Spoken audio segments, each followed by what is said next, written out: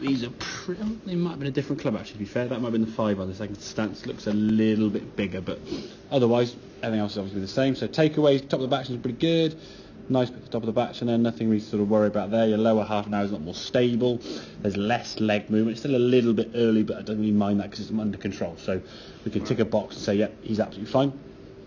As you're coming back down here now, keep the angle there nicely, but from this point now, that right arm starts straightening, okay? And if you put a club at this point here now, your left arm and the club are almost in line, okay? And then from there now, as the club comes through, it's almost overtaken the club face now in the hands, okay? As you then go through impact, you can see your glove now staying visible, still visible, still visible, still visible, still visible. And well, it doesn't disappear. And that's where the swing then looks a bit like you get around there because you just haven't really released the club properly.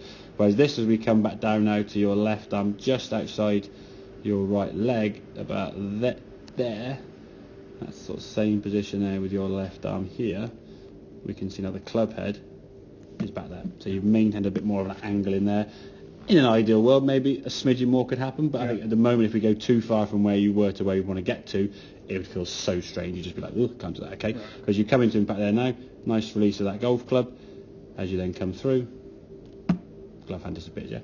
You can release that club through, and again, when you finish this swing now, the club can actually finish kind of round your head this way, whereas this one's like, your arm just looks a bit sort of, a bit too far around your body, and if you try to, it almost looks like the club's really, really heavy, and you have to turn your right shoulder so far through impact to get your back is basically facing the camera.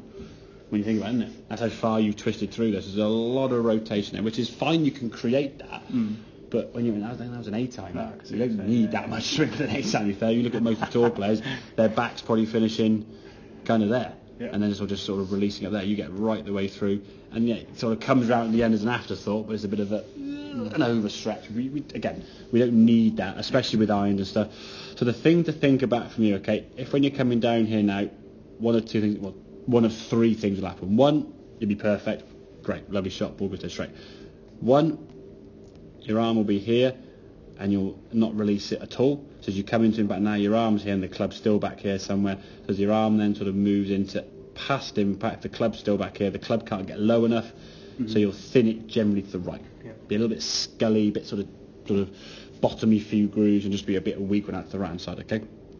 So that's more often than not going to be the thin right hand shot. You haven't released the club at all. If you release it too early, in this case, okay, and the club comes back now here, level with your arms this way, you'll either hit the ground behind the golf ball, or as a reaction to maybe fatting the first one, you'll just subtly lift the club a bit higher to sort of not fat it and then thin it, and or the ball then go a little bit left, or you'll hold on to it. So what you will find when you early release the golf club, you'll get more variety of shots and more things need to happen to compensate. If you'll release the club a little bit late, you'll get a bit of a pushy one off to the right there. That's it.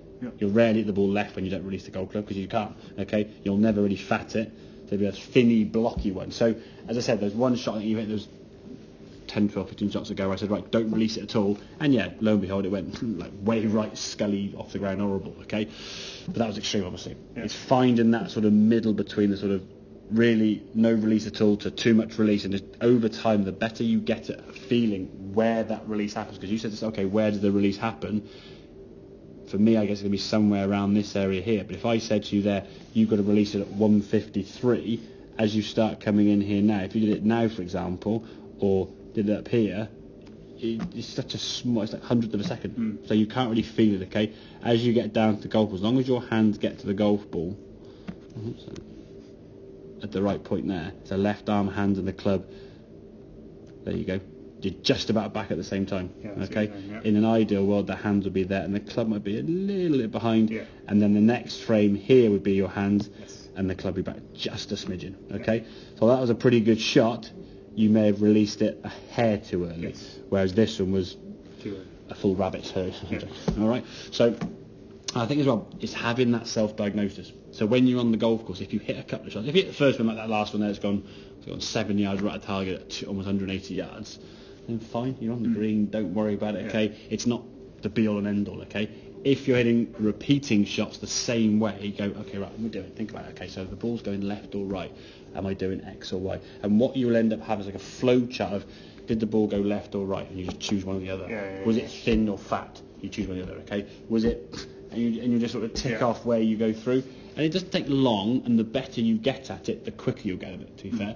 So if you play 3 or 4 shots and you go, I'm getting that slappy, toey, hooky one again, I am releasing too early again. Okay. Go back to sort of hang on to the angle a bit longer, and then perhaps in some of your practice swings, exaggerate it tenfold to make it seem more like what you're trying to do, okay? So it's going to take a little bit of practice with that, okay? Say from the top of that back to that sort of bump drill we did where you're up here, drop, drop, drop. Just trying to keep that angle in your wrists and your arms and your club there as long as humanly possible, okay? So when you get down to about here with your hands, the club is going to still be sticking up there like that. And then you'll be releasing that club as you come into impact. If the club comes in, so if you want to whip something or hit something with a golf club or a bat or whatever, you'd throw your hands to sort of the level point where the object is, and then you hit it. If you hit too early, it's a glancing blow. If you didn't do it at all, there's no power.